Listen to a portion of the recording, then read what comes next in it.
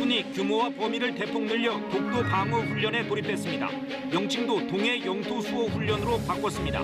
일본은 훈련 중단을 요구하며 강력 항의했습니다. 조국 법무부 장관 후보자가 딸과 관련된 논란에 대해 국민께 송구하다며 처음으로 사과 입장을 밝혔습니다. 그 제도에 접근할 수 없었던 많은 국민들과 청년들에게 마음의 상처를 주고 말았습니다. KBS가 진행한 여론조사에선 응답자 절반 가까이가 조 후보자에게 부정적인 답변을 내놨습니다. 송환법에 반대하는 홍콩 집회가 충돌 양상을 보이고 있습니다. 오늘도 화염병과 최루탄이 등장하는 등 격한 대치 속에 대규모 집회가 이어지고 있습니다. 북한이 어제 동해상에 쏜 발사체는 새로 개발한 초대형 방사포라고 밝혔습니다. 북한이 단거리 타격 전력을 강화하는 가운데 김정은 위원장도 무기 개발을 독려하고 있습니다.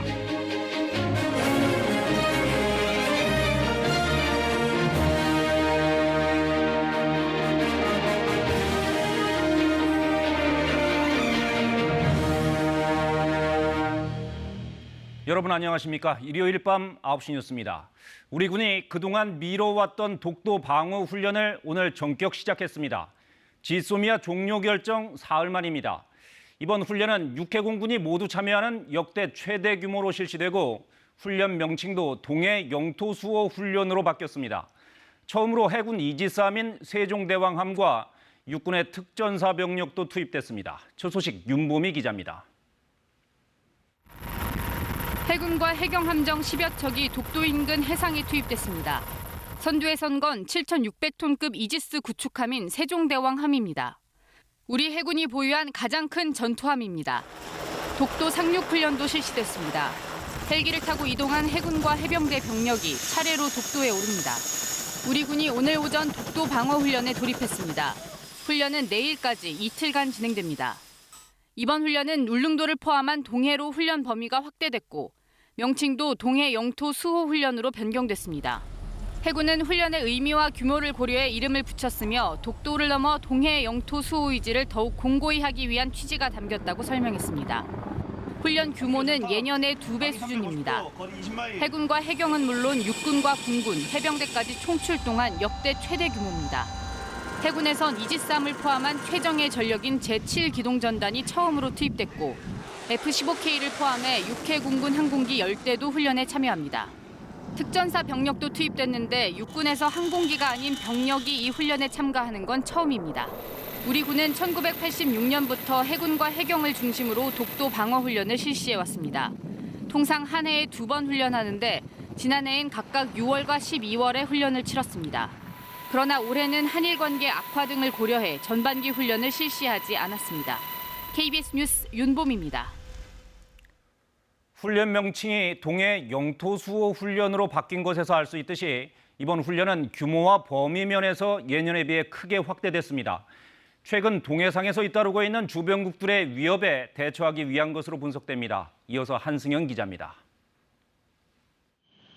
지난달 23일 중국과 러시아가 동해 상공에서 첫 공군 연합 초계 비행을 실시했고 러시아 군용기가 독도 인근 영공을 2차례나 침범했습니다. 러시아는 지금까지도 침범 사실을 인정하지 않고 있습니다. 같은 날 러시아와 중국의 폭격기 넉 대가 울릉도와 독도 사이를 비행하며 카디즈, 우리 방공식별구역을 무단으로 진입하기도 했습니다. 이번 훈련은 최근 동해를 중심으로 증가하는 안보 위협에 대처하기 위한 것으로 특정국을 겨냥한 것은 아니라는 게 정부 입장입니다. 우리 군이 훈련 범위를 독도에서 울릉도를 포함한 동해로 확대하고 훈련 규모도 2배 이상 늘린 배경입니다.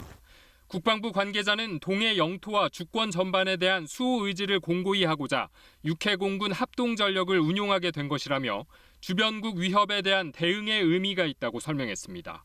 훈련 명칭에서 독도를 빼므로 해서 일본을 자극하지 않으려는 측면이 있었고 주변국의 잠재적 위협에도 함께 대응한다는 개념이 포함된 것으로 보입니다.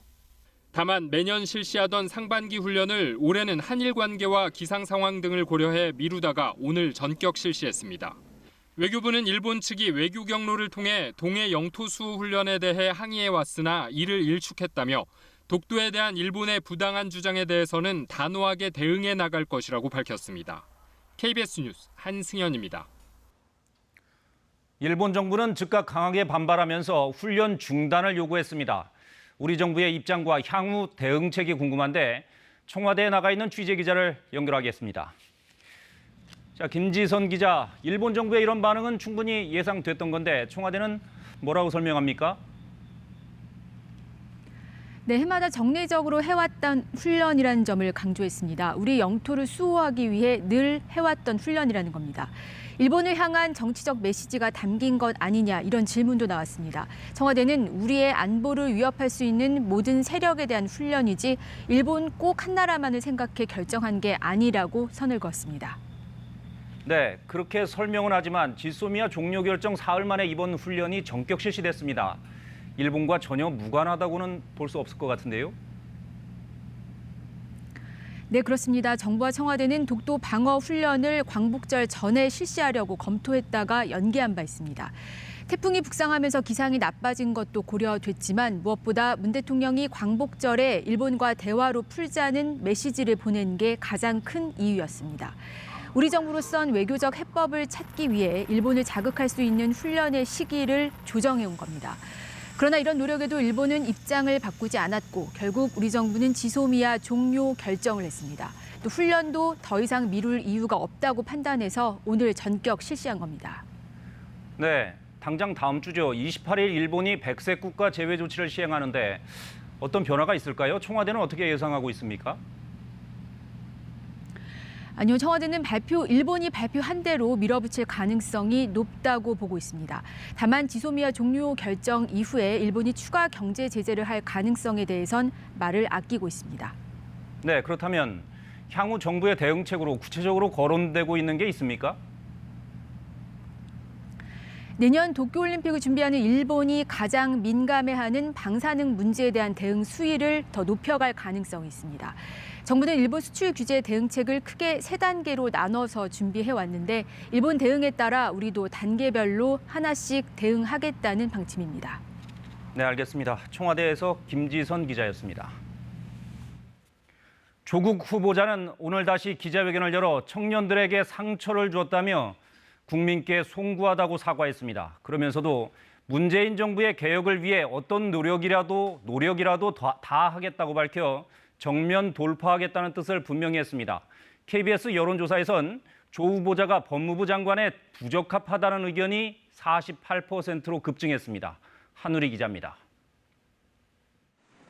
논문, 입시 부정 의혹 등 딸과 관련된 논란에 진실과 다르다며 반박해왔던 조국 후보자. 일요일 예정에 없던 기자회견을 자청해 송구하다고 말했습니다. 당시 존재했던 법과 제도를 따랐다고 하더라도 그 제도에 접근할 수 없었던 많은 국민들과 청년들에게 마음의 상처를 주고 말았습니다. 조 후보자는 아이 문제에는 불철저하고 안이한 아버지였다며 인생 전반을 다시 돌아보고 있다고도 말했습니다. 고통스럽다고 해서 맡은 짐을 내려놓을 수는 없다며 정면 돌파 의지를 재확인했습니다. 국민들의 눈높이에 부족한 점이 많습니다. 그렇지만 심기일전하여 문재인 정부의 개혁 임무 완수를 위해 어떤 노력이든 다하겠습니다. 이와 관련해 조 후보자는 내일 검찰개혁 방안을 발표할 것으로 알려졌습니다. 정의당이 요구한 의혹 소명도 내일 이뤄지는데 청문회 준비단 관계자가 대신 답하기로 했습니다. 이런 가운데 KBS가 진행한 여론조사에서 응답자의 절반 가까이가 조 후보자에게 부정적인 답변을 내놨습니다. KBS 의료진단 라이브가 한국리서치에 의뢰한 여론조사 결과 조 후보자가 법무장관 수행에 부적합하다는 답은 48%, 적합하다는 응답은 18%에 그쳤고 아직 판단하기 어렵다는 답변이 34%를 차지했습니다. 지난주엔 법무장관 지명이 적절하다는 의견이 42%였습니다. 가장 해명이 필요한 사안은 응답자의 65%가 자녀의 논문 및 입시 특혜 의혹이라고 답했습니다. 조사는 22일부터 23일 전국 성인 남녀 1,015명을 대상으로 웹 조사 방식으로 진행했고 표본 오차는 95% 신뢰 수준의 플러스 마이너스 3.1%포인트입니다. 조사 결과에 대해 조 후보자는 겸허히 받아들이겠다고 말했습니다. KBS 뉴스 한율입니다. 최근 논란이 뜨거운 조국 법무부 장관 후보자에 대한 의혹을 하나씩 짚어보고 있습니다. 오늘은 웅동학원입니다. 조 후보자가 이 학원을 사회에 헌납하겠다고 밝혔는데 일각에선 재단에 빚이 너무 많아서 사실상 의미가 없다고도 주장합니다. 웅동학원과 관련된 의혹들은 무엇이고 어디까지가 사실인지 정유진 기자가 살펴봤습니다. 1985년 조국 후보자의 아버지가 인수해 가족들이 운영해온 웅동학원. 후보자 측이 사회에 헌납하겠다고 밝혔지만 야당은 빚잔치라고 주장합니다. 이미 100억대 빚덩어리, 채무덩어리가 된 사학입니다. 그럼 그 빚을 또 국가한테 책임지라는 것입니까? 현재 학교 기본재산은 134억 원, 교육용 61억 원에 수익용 73억 원입니다. 실거래가로 치면 이보다는 비쌀 거란 평가인데 문제는 채무 규모입니다. 현재 드러난 채무는 240억 원이 넘는데 후보자 동생이 채권을 포기하겠다고 밝혀 남은 빚은 160억 원 정도입니다. 당장 학교가 없어지고 법인이 완전히 청산된다면 말 그대로 빚잔치가 될 수 있습니다. 하지만 법인이 계속 유지만 된다면 학교 재산은 그대로 남게 됩니다. 학교 법인은 특수법인입니다. 그래서 그 수익용 기본 재산을 함부로 처분할 수가 없고 그 빚도 계속 유지됩니다. 남은 의혹은 조 후보자의 소송 개입 여부. 학교 측이 변론을 하지 않아 자동 패소했는데 당시 이사였던 조 후보자가 이 과정에 개입했는지입니다. 조 후보자는 월급이나 수당도 받지 않았다며 학교 일과는 아무 관련 없다고 말합니다. 웅동학원 땅 담보로 14억 4천을 빌렸는데 혹시 알고 계셨나요? 제가 전혀 모르는 사실입니다. 확인해 보겠습니다. 야당에선 또 웅동학원이 어려워졌던 1998년 조 후보자가 서울에 아파트를 구입했다며 자금 출처를 밝히라 요구하는데 후보자 측은 청문회에서 밝히겠다는 입장입니다. KBS 뉴스 정유진입니다.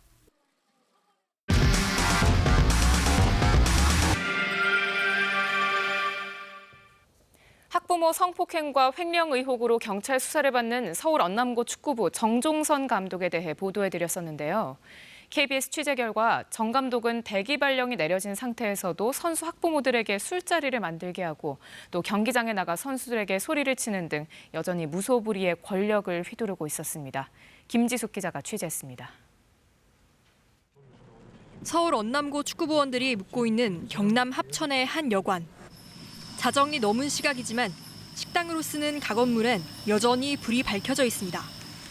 이 시각에 무슨 일일까? 음식을 준비하느라 분주히 움직이는 여성들. 그 뒤로 횡령과 학부모 성폭행 혐의로 수사를 받고 있는 정종선 감독이 보입니다. 새벽 시간인데도 선수 학부모들과 술을 마시고 있습니다. 학부모들이 마련한 안주와 객출한 회비로 차린 술상입니다. 조리에 서빙까지 학부모들이 직접 하고 있습니다. 정 씨는 반말투로 피해를 입었다고 주장하는 학부모들을 가만두지 않겠다며 엄포를 놓습니다. 분명 불상자, 매명 무고죄로 이 사람들은 인터뷰한 사람은 명예훼손죄. 술자리가 끝난 건 새벽 3시. 선수 학부모들은 자식 뒷바라지를 위해 내려왔지만 밤마다 정 감독의 술시중을 들고 있는 상황입니다. 이튿날 비슷한 시각.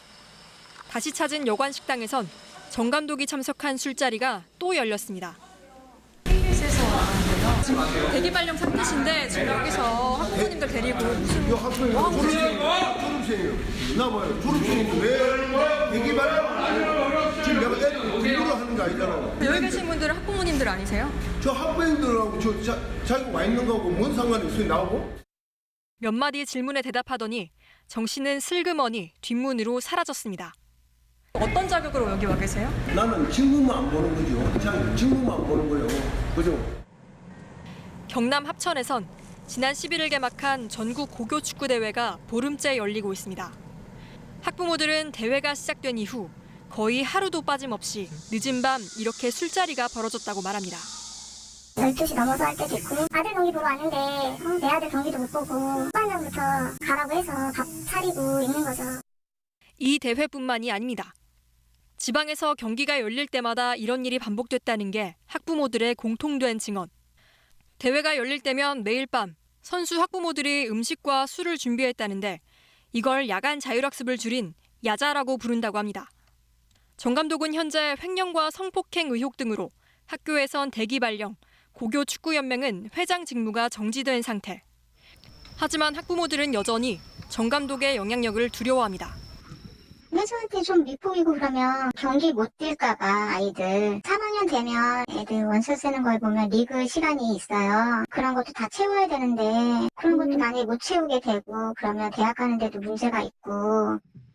직무 정지와 대기 발령 상태지만 언남고 시합이 열리는 대기장에 나와 코치석 옆에 의자를 놓고 경기를 지켜봤습니다. 때때로 선수들을 향해 소리를 치며 지시를 하는 듯한 모습도 목격됐습니다. 이와 관련해 정 감독 측은 심야에 식당에서 열린 술자리는 선수 학부모가 아니라 지인들과 가진 술자리였다고 강변했습니다. 또 경기장에 나간 것은 맞지만 선수들이나 코치들에게 지시를 한 적은 없다고 해명했습니다. 현장 K 김지숙입니다. 지난달 강원도 삼척 승합차 전복 사고에 이어 최근 속초 엘리베이터 추락 사고까지 모두 7명이 숨진 이 두 사고에서 다쳤는데도 치료를 받지 않고 자취를 감춘 이들이 있습니다. 바로 외국인 근로자들인데요. 그들이 왜 그렇게 몸을 숨겨야만 했는지 그 이유를 박진수 기자가 취재했습니다. 지난달 22일 모두 4명의 목숨을 앗아간 강원도 삼척 승합차 전복 사고. 3명이 숨진 강원도 속초 엘리베이터 추락 사고. 두 사고 모두 당시 현장엔 외국인 노동자들이 있었지만 치료도 받지 않고 자취를 감췄습니다. 치료를 받기 위해서 엑스레이 촬영 검사를 하자 그러면서 어디로 이동을 해라 했는데 가는 도중에 이 사람들이 사라진 거죠. 사라진 외국인들은 불법 체류 상태의 미등록 노동자로 추정됩니다. 몇 개월 아파도 여기는 일 있잖아요. 돈 있잖아요. 사고로 다치거나 범죄 피해를 당해도 치료나 신고는 언감생심. They escape because they don't want to caught by the immigration. Maybe they were afraid. 하지만 미등록 이주 노동자라 하더라도 피해 구제가 필요한 경우엔 담당 공무원이 출입국 당국에 신고하지 않아도 되는 통보 의무 면제 제도가 이미 시행 중입니다. 그렇지만 현장의 이야기는 조금 다릅니다. 당연히 신고해야죠. 신병 인계하는 게 원칙이에요. 담당 공무원이 통보하지 않더라도 가령 범죄 가해자가 피해자인 미등록 이주 노동자를 출입국 당국에 신고할 경우엔 법규대로 추방 절차를 밟아야 합니다. 면제 조항 시행령 보면 학교에서 학교 생활을 얘기한단 말이에요. 그럼 학교 밖. 그러면 바로 나가자마자 이 학생은 보호받을 수 없어요. 게다가 통보 의무 면제 제도가 있는지조차 이주 노동자들은 잘 알지 못합니다. I hope that they will consider it as also a human being. 유명무실한 제도 속에 억울하게 다쳐도 돈을 뺏겨도 미등록 이주 노동자란 이유로 몸부터 숨겨야 하는 현실.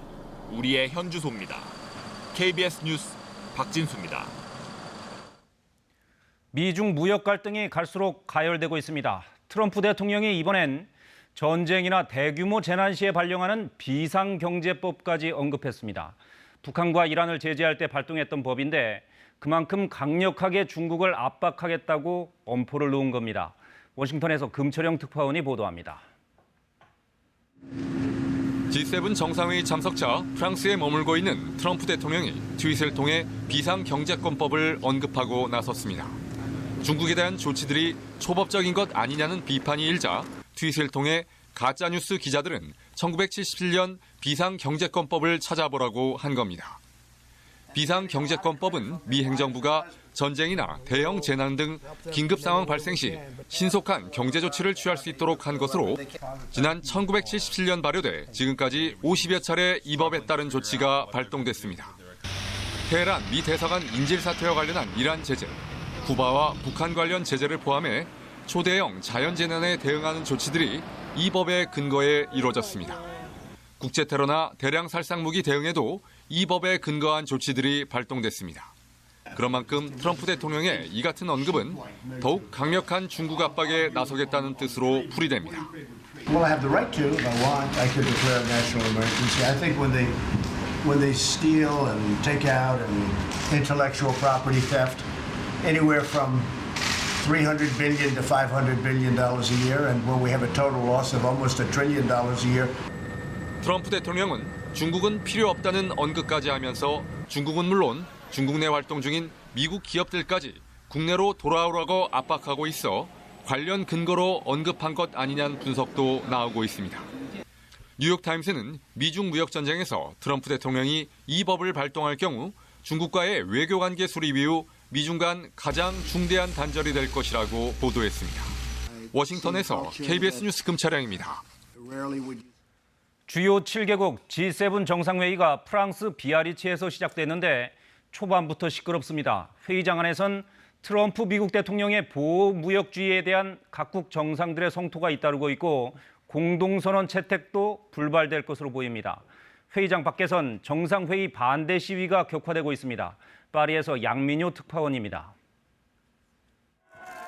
차단벽을 부수려는 시위대, 경찰이 최루탄을 쏘며 격렬한 충돌이 벌어집니다.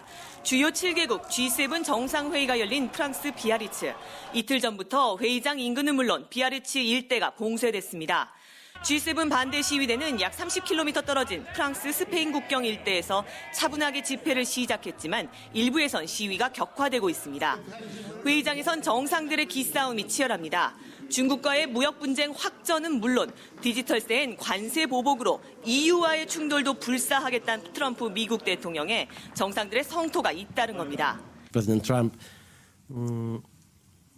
used tariffs and taxation as a political instrument, tool for some different political reasons.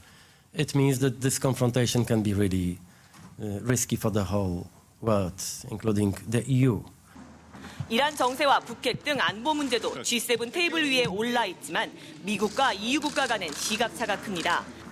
크림반도 강제 병합으로 퇴출된 러시아의 복귀를 놓고도 합의를 보지 못했습니다. 세계 정상국들이 주요 이슈 앞에 분열되고 창설 44년 만에 처음으로 공동선언도 불발될 걸로 보이면서 G7 무용론까지 나오고 있습니다. 한편 G7에서 만난 트럼프 대통령과 아베 일본 총리는 북한 미사일 발사를 놓고 이견을 드러냈습니다. 북한의 단거리 미사일 발사 소식이 기쁘진 않지만 어떤 협정도 위반하지 않았다는 트럼프 대통령에 반해 아베 총리는 유엔 결의안 위반이란 주장을 편 것으로 알려졌습니다. 파리에서 KBS 뉴스 양민효입니다.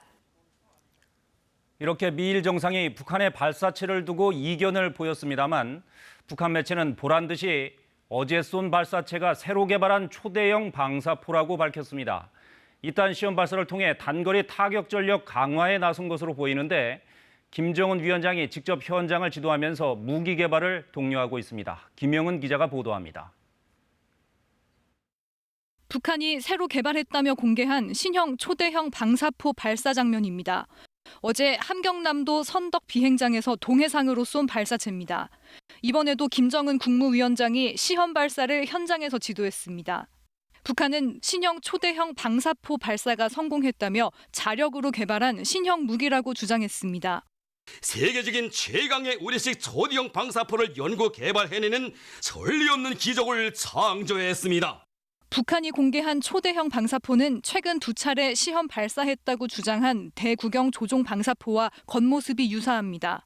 다른 점은 발사관이 4개고 이동 발사대가 바퀴형이라는 점입니다. 방사포 구경은 400mm 이상, 사거리도 400km 이상으로 추정됩니다. 북한이 공개한 사격 계획 지도에 나타난 포물선 궤적 등을 보면 유도 기능을 가진 미사일급 방사포로 분석됩니다. 남한의 주요 군사시설이 타격 범위에 들어갈 수 있는데 다연장 로켓인 방사포는 동시다발 기습 타격 능력 때문에 위협적입니다. 북한은 최근 이딴 시험 발사를 통해 단거리 타격 전력을 강화하고 실전 배치까지 앞둔 것으로 분석되고 있습니다. 단거리 공격 전력의 어떤 세대 교체가 이루어지고 있는 거예요. 뭐 대구경 방사포라든지 신형 탄도미사일을 만드는 이유가 뭐냐면 게다가 고체형이고 좀 더 기술적으로 발사 가능하고. 김정은 위원장은 방사포 시험 사격 후 북한 군부에 전략 전술무기 개발을 계속 추진하라고 지시했습니다. 이번 시험 발사에는 김 위원장의 여동생인 김여정 당 선전선동부 제1부부장도 동행했습니다. KBS 뉴스 김영은입니다. 홍콩에서는 주말 내내 송환법 반대 집회가 이어지고 있습니다. 어제 경찰과 시위대가 충돌하면서 여러 명이 체포되고 또 부상자가 나오기도 했는데요. 지금 홍콩 현지에서 홍서구 기자가 취재 중입니다. 홍 기자, 어제는 10여일 만에 최루탄과 화염병이 시위에 다시 등장했습니다. 오늘도 안전모를 쓴 것 보니까 상황이 심상치 않았나 보네요. 네, 오늘은 비가 오는 가운데 최루탄에 이어 물대포까지 등장했습니다. 지금 정해진 시위 시간은 끝났는데요. 지금 보시는 것처럼 이렇게 게릴라적으로 경찰과 시위대가 시내 곳곳에서 대치를 하고 있습니다. 오늘 시위는 빗줄기가 쏟아지는 가운데 이제 시작이 됐는데요. 지금도 곳곳에서 함성이 들리면서 어딘가에서 또 대치가 벌어지고 있습니다. 이 수천 명의 시위대가 오전에는 우산을 쓴 채 약 2.8km의 거리를 행진했는데요. 이때까지만 해도 평화 시위였습니다. 경찰이 집회가 허용된 구간에 이제 차벽을 설치를 했고요. 시위대는 또 이렇게 바리케이트를 설치하고 맞섰습니다. 이 과정에서 경찰은 최루탄과 물대포를 사용했고 시위대는 더 벽돌과 화염병 등을 덧치며 대치를 했습니다. 지금도 보시는 것처럼 이렇게 시위가 긴박하게 전개되고 있습니다. 시위에 이어 오늘도 시위대와 경찰이 충돌을 한 건데 사태가 다시 악화되는 겁니까?